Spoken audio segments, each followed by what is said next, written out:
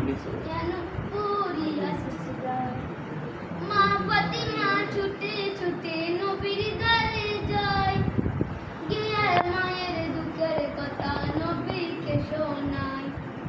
দয়ার নবী ঘরে ফিরে দেখল একই হাই সব দরজা জানলা বন্ধ শুধু কান্না শোনা যায় সব দরজা জানলা বন্ধ শুধু কান্না শোনা যায় নবী দয়াময় ভেবে না পাই কি কারণে হয় নবী দয়াময় ভেবে না পাই কি কারণে হয় আম্মা খাদিজা কাঁদছে কেন পড়িয়া শিশুদায় আম্মা খাদিজা কাঁদছে কেন পড়িয়া শিশুদায় দয়ার নবী বলল এবার গো খাদিজা দোয়াই তোমার তুমি এবার খুলে দাও দরজা ভিতর থেকে কান্না সুরে বলল খাদিজা শর্ত আমার করলে পূরণ খুলিব দরজা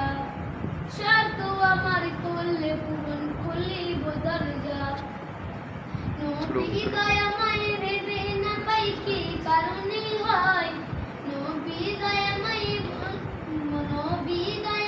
ভেবে না পাই কি কারণে হয়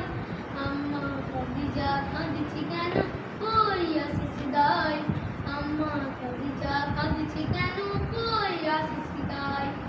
দয়ার নবী বলল এবার গো খাদিজা দোয়াই তোমার তুমি এবার খুলে দাও দরজা ভিতর থেকে কান্না সুরে বলল খাদিজা শর্ত আমার করলে পূরণ খুলিব দরজা দয়ার নবী বলল গো বিবি খাদিজা সব শর্ত পূরণ করব কথা দিলাম আজ তোমায় সব শর্ত পূরণ করব কথা দিলাম আজ তোমায় প্রথম শর্ত হলো আমি মরিবা যখন তোমার গায়ের জামা হবে আমার কাফন যে কবরে সবাই আমায় করিবে দাফন ওই কবর যেন পাই গো নবী তোমার ইবাদত সাইফুদ্দিন যখন আসবে আমার কবরের ভিতর সাইফুদ্দিন যখন আসবে আমার কবরের ভিতর